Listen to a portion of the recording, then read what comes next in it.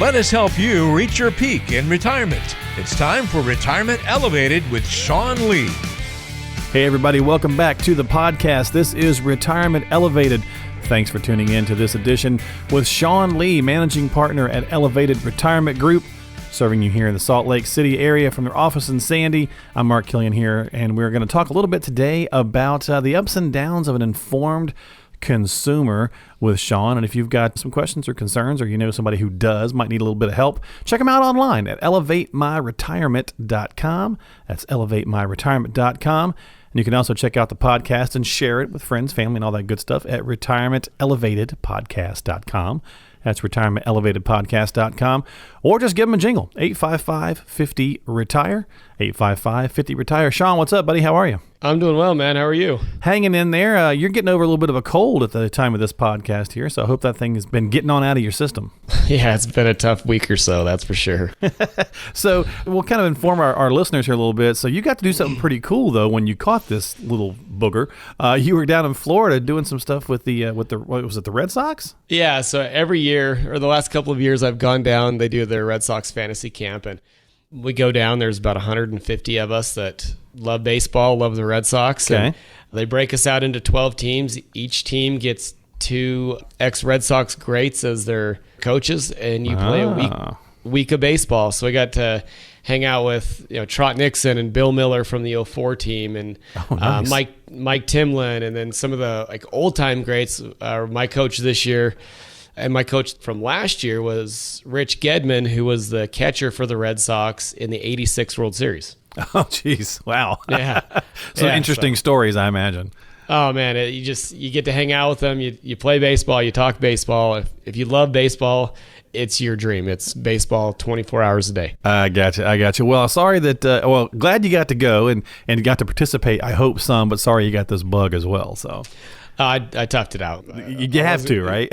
Yeah. It hit me worse when I got home. Oh, okay. Well, that's good, sort of. Yeah. The last couple of days were tough. You're like, there's no way I'm not participating. I'm going to, just deal with it. Exactly. So, yeah, I agree with you there. I'd be having too much fun, or at least hopefully the adrenaline, right, keeps it at bay. Yeah. I mean, you get up at 6:30 and you're at the ballpark at 7 and you don't leave till 5. So all day just long. deal with it. When you get back to the room, pass out.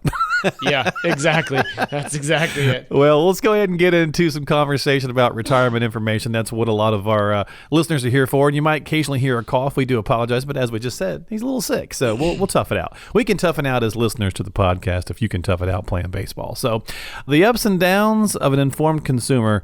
So, Sean, people want to feel informed about their options, right? Especially when it comes to making financial decisions.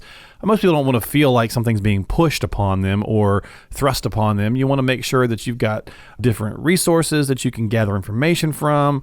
So let's look at a few popular areas and just get some feedback from you on this. Now, a lot of people nowadays obviously consume their information via TV shows, right? It's a never-ending barrage 24/7 of financial news channels. There's also magazines, online stuff. Who or what are the primary voices in media that you find when you talk to people that they're listening to? It's a lot of the normal stuff. It's the Dave Ramseys. It's the Susie Ormans. It's the smashing the coffee cup guy. I always forget his name. Yeah, Kramer. Kramer, yeah. I mean, obviously, those types of personalities are well seen in a lot of cases. Well, the ratings grabbers, right? Yeah, I mean, they appeal to the masses. And so you see a lot of people grabbing information from those sources. But, I mean, you can get information anywhere, right? I mean, you can go and you can Google anything. Can Google it and have your mind just go. Yeah, I mean, and think about that. You go out and you're like, man, I've heard all this about annuities. Well, I'm going to Google annuity, and then you get overwhelmed with good and bad about annuities. Well, that's exactly it. They're good and they're bad. I mean, understanding the underlying factors and features and all that when it comes to that particular product. But it can be overwhelming just going out and Googling information and going out and trying to dig it out on your own. Let me ask you a follow-up to that then, since you brought that up. So what are some pros and cons to using the internet for financial research? Obviously, there's the initial overload. Is there any pros to it that you can find? Can you get some good general information? Yeah, depending on where you go, you can get both sides to the coin, and that's I think that's really what you want when you're looking and you're researching anything, whether it's advisors or investment strategies or whatever it may be. You want to hear the good and the bad. Right. Because if you're we'll call it a financial presentation or whatever, in most cases, you may only hear the good and not some of the bad, which the bad is what causes problems. Good point, right? Yeah, you want to have that equilibrium balanced, if you will. It's kind of like WebMD, right? If you feel like something's wrong with you and you go WebMD it, the next thing you know, you're going to think you're dying. Right. Because you now realize you've got 12 things and you don't know what to do. So you got to kind of take it with a grain of salt and say, let me be armed with some information, but then let me also talk with someone, in this case, if we're talking about a doctor or a financial advisor, and then really bounce off some of those questions and kind of get more details. Right, because most people, what they'll do, and I don't want to say most people, but in a lot of cases, we'll have a family come meet with us and say, Sean, I've done all this research and this is what my plan needs to look like. Okay. And we'll say, well, okay, how did you get there? Right. And maybe it's a Social Security strategy, and I'm gonna pull Social Security out when I'm 70. Well, why are you gonna wait that long?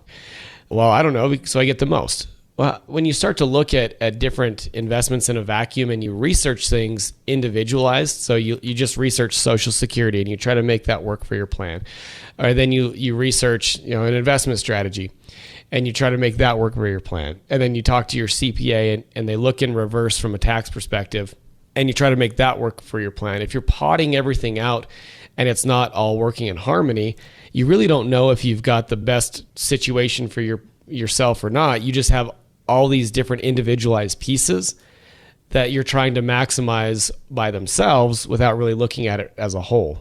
Now, that makes sense. I mean, because, again, you can take all these things and you could be, what's the saying? You know just enough information to be dangerous.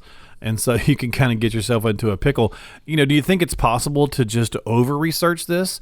I'll use an example of my wife on Amazon. She'll be looking for something and she'll find 40,000 versions of the same thing. And she gets to the point where she can no longer make a decision. Right. It's that analysis paralysis. And okay, I need to go back. I need to research this. I need to make sure it's going to fit. And in a lot of cases, what happens is that, hey, I'm looking for the solution to a problem that I don't even know that I have. And so I'm trying to figure out what is the best investment strategy when I really don't know what I want to accomplish at the tail end of it. And so then I heard my friend said, invest all your money in the market. And my other friend said, annuities are great. And I really don't know what fits for me. And so we'll tell you, do your research, go through, research the strength of companies, and the background of the advisor and what their processes are, and research the person who you're working with, because their job ultimately, if they do follow the fiduciary standard, is to bring the choices that fit your plan that are in your best interest. I think that's really key. Spend your time researching the people that you're potentially working with and make sure that you're finding the right fit from a personality, from a licensing, from a credential standpoint, from a fiduciary standard standpoint, and then work with that individual person to find the right investment solutions for you that fit your plan. Don't just research products and investments. No, that's where we get ourselves into a lot of trouble. Well, you're listening to Retirement Elevated with Sean Lee of Elevated Retirement Group. And we're just talking about the ups and downs of being an informed consumer, because we all want to be informed. We all want to understand basically what's going on. And I think maybe that's a place where sometimes, Sean, people get into trouble. And I guess it's also depending on the person, right? Depending on the personality type. Some people they don't want to know all the nuts and bolts and the nitty gritty. That's your job, right? That's what they turn to an advisor for. Some just want to have a basic working knowledge. But do you find for those folks who really want to be super involved, is sometimes being too informed to get in the way, maybe? Do they kind of, again, know too much or know enough to be dangerous and not enough that they think they do?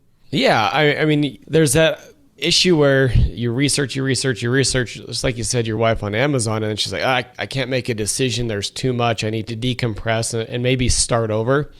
I've seen that happen, as we're going through the process. And it's funny, this actually just jumped in my head. I was meeting with a gentleman. This was probably 4 years ago. Okay. And he was referred to us from a current client. And we were just going through the evaluation. Hey, this is what your current situation looks like from an income, investment, tax, healthcare, and estate. We didn't have any recommendations. We hadn't even thought about that yet. We just needed to understand what the problems were. And I remember in this meeting, he had a binder with him, and he opened it up and threw probably a 3/4 of an inch stack of paper down about annuities. And he goes, I hate annuities. I don't want any annuities. So, well, Okay. all right, well, we're not there yet. We don't know what your problems are. And if you feel that strongly about something, cool. Like, that's fine with me. I don't care either way, because ultimately the plan has to be built to fit what your comfort level is. It has to be built to fit what your investment, I guess, mindset's going to be. Right. The vehicles are the vehicles. They don't really mean anything. They're just a means at the end to accomplish a goal, right? And Right. he kind of sat back and he's like, well, you're not going to try to shove this down my throat? I said, I don't even know if we're going to work together, one. And two, it's not my plan. At the end of the day, it's your plan. So why would we use a vehicle or something that you're not comfortable with?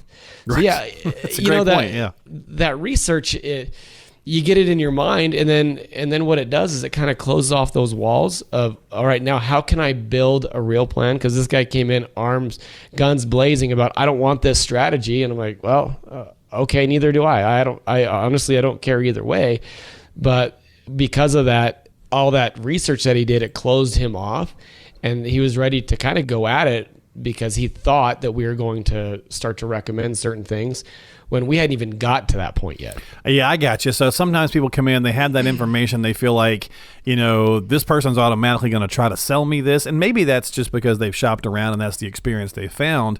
And I'm just going to be armed up and be like, no, walls are up and I'm not going to even go there. And to your point, you could close yourself off from a strategy, or maybe even just a portion of a strategy that could be beneficial in your overall plan.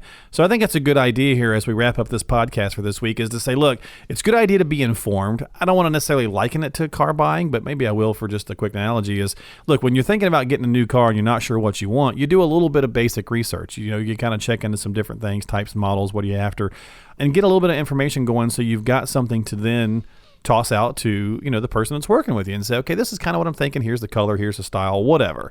Same kind of thing when you're researching for your retirement plan. Get some information so that you can kind of help guide the advisor when you sit down with them into what you're thinking. But then again, you're turning to the professional. So my dad always used to say, do what you do best and hire the rest, and then allow them to help steer you along the path that's going to be useful to you. So that's what I think anyway. Does that make sense, Sean? You're spot on. Absolutely right. So there you go, folks. So when you're thinking about it, do some research, use Google, use some tools that are out there, but don't let it be the be-all, end-all, and don't be like WebMD. Don't think that you immediately see something and you're going to be in tons of trouble that you might automatically have this or that or the other. Talk to the professionals. Turn to somebody who does this day in and day out and get that information. And if you know somebody who needs some help, if you're already a current client of Sean's, that's fantastic. We appreciate you listening to the podcast.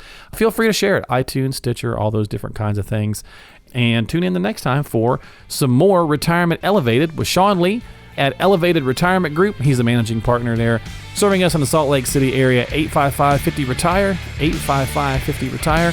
Check us out online at retirementelevatedpodcast.com. Sean, thanks for your time, buddy. I hope you feel better, and we'll talk next week. Hey, thanks, man. Talk to you soon. All right. Bye.